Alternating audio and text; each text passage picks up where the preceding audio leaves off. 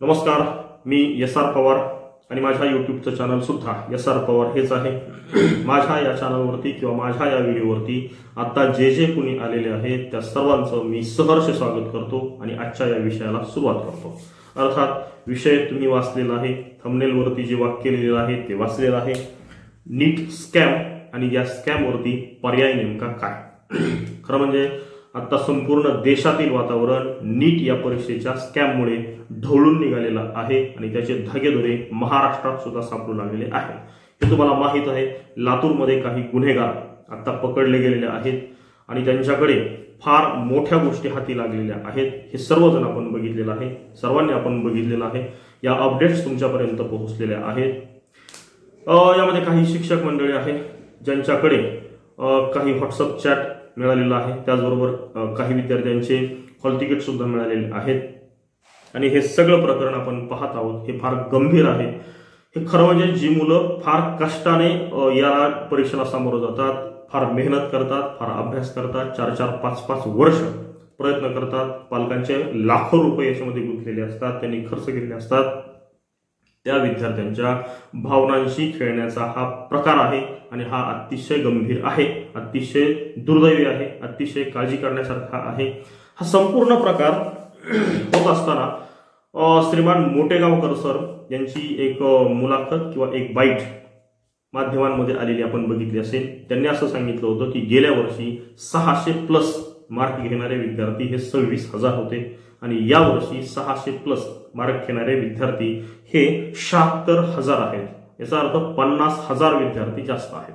याचा सरळ अर्थ असा होतो की कमीत कमी 50,000 विद्यार्थ्यांपर्यंत ही प्रश्नपत्रिका पोहोचलेली होती. होय, यापेक्षा वेगळं विश्लेषण असू शकत नाही. या नीटचा जर अभ्यास केला आणि नीटच्या परीक्षेचे रिझल्ट गेल्या 5-10 वर्षातील जर बघितले तर अशा पद्धतीने फारसा फरक पडलेला नाही. फार तर 1-2 हजाराचा फरक किंवा 4-5 हजाराचा फरक, या पलीकडे तो फरक पडत नसतो हे आपल्याला माहित आहे. त्याच्यामधले जे जाणकार आहेत किंवा परीक्षांचा संदर्भ आपल्या सगळ्यांपर्यंत पोहोचत असतो. हा निकाल इतक्या मोठ्या फरकाने कधी होत नसतो, थोडाफार फरक पडत असतो. पण जर 50,000 विद्यार्थी जर वाढत असतील, 600+ एकाच वर्षात जर होत असतील तर त्यातील जास्तीत जास्त विद्यार्थी, मी तर असं म्हणेन की जवळपास 90 ते 95% विद्यार्थी हे फ्रॉड आहेत. त्यांच्यापर्यंत प्रश्नपत्रिका पोहोचलेली आहे आणि हे फार मोठं स्कॅम झालेलं आहे.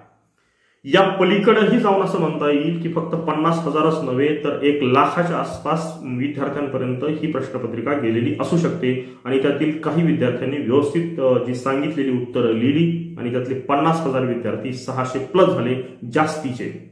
जे गेल्या वर्षी जे होते 26,000 ते तर जागेवरती आहेतच, तेवढी संख्या तर आत्ताही आहे. परंतु जास्ती किती आहे तर 50,000 आहे आणि 50,000 आणि 1,00,000 विद्यार्थ्यांपर्यंत जर ही प्रश्नपत्रिका पोहोचलेली असेल परीक्षेच्या अगोदर किंवा त्याची उत्तरं जर त्यांच्यापर्यंत पोहोचलेली असतील तर मग या सर्व स्कॅमवरती उत्तर काय, त्याच्यावरती उत्तर एकच आहे, ही परीक्षा झालेली परीक्षा रद्द करणे आणि पुन्हा एकदा ती परीक्षा घेणे, एवढा एकच पर्याय उपलब्ध आहे. 100% सर्व पालकांची हीच मागणी आहे, सर्व पालकांची हीच अपेक्षा आहे. फक्त ते पालक सोडून जे या स्कॅम मध्ये गुंतलेले आहेत तेवढेच फक्त या परीक्षेला सपोर्ट करताना दिसतील. परंतु ज्या विद्यार्थ्यांनी खऱ्या अर्थाने इमानदारीने या परीक्षेला जे सामोरे गेलेले आहेत त्या प्रत्येकाची हीच अपेक्षा आहे की यामध्ये फार मोठा फ्रॉड झालेला आहे, फार मोठं स्कॅम झालेलं आहे आणि ते संपूर्ण देशामध्ये आहे. आणि महाराष्ट्रातील सगळ्यात जास्त विद्यार्थी जर कुठे शिकत असतील आणि नीटचा अभ्यास करत असतील तर ते लातूरमध्ये करतात आणि त्याच ठिकाणी जर अशा पद्धतीने झालेलं असेल तर हा मुलांच्या आयुष्याशी खेळण्याचा प्रकार झालेला आहे. त्यांच्या आयुष्याशी खेळलेले आहेत ही लोक आणि हे फार दुर्दैवी आहे, हे फार चुकीचं आहे. याचा फार गांभीर्याने विचार करण्याची गरज आहे आणि जितक्या लवकर शक्य होईल तितक्या लवकर ही परीक्षा जी झालेली आहे ती रद्द करून, त्याचा निकाल रद्द करून फेरपरीक्षा जाहीर करणं अत्यंत आवश्यक आहे आणि ती परत एकदा स्ट्रिक्टली पद्धतीने ती घेणं अत्यंत आवश्यक आहे. ही सर्व विद्यार्थ्यांच्या अपेक्षा आहे, सर्व विद्यार्थ्यांच्या ह्याच भावना आहेत. त्याचबरोबर जे पालक आहेत, जे इमानदार आहेत, जे खरे आहेत, ज्यांनी मुलांकडून खरोखर अभ्यास करून घेतलेला आहे आणि ह्या स्कॅम मध्ये नाहीत, त्या प्रत्येक पालकाची सुद्धा हीच अपेक्षा आहे. पालक आणि विद्यार्थी सोडता समाज म्हणून सुद्धा महाराष्ट्रातील प्रत्येक व्यक्तीची हीच इच्छा आहे की ही परीक्षा परत व्हायला हवी. खरं म्हणजे एवढा वेळ हे लोक काय घेत आहेत हे कळण्यासारखं नाही किंवा त्यातील अजूनही काही हरामखोर लोक त्या परीक्षेला अजूनही सपोर्ट करताना दिसत आहेत. हे सुद्धा चुकीचं आहे। म्हणजे एवढं मोठं स्कॅम दिसत असताना, इतके मोठे गुन्हे दाखल होत असताना, एवढे सगळे विद्यार्थी त्याच्यामध्ये उघड होत असताना आणि काही लोक पकडली जात असताना, त्यांच्याकडून धक्कादायक माहिती उपलब्ध होत असताना सुद्धा तुम्ही जर चुकीला समर्थन करत असाल तर तुम्ही सुद्धा चुकीचे आहात। तेव्हा विनंती आहे की लवकरात लवकर ही परीक्षा रद्द होईल आणि पुन्हा एकदा विद्यार्थ्यांसाठी, ज्या हुशार विद्यार्थ्यांसाठी आणि जे इमानदार आहेत त्यांच्यासाठी ही परीक्षा उपलब्ध होईल। ते परत एकदा परीक्षा देतील आणि योग्य पद्धतीने ही परीक्षा होऊन खरे विद्यार्थी पुढे येतील अशी आपण अपेक्षा करूया आणि त्यासाठी या सर्व विद्यार्थ्यांना शुभेच्छा देऊया।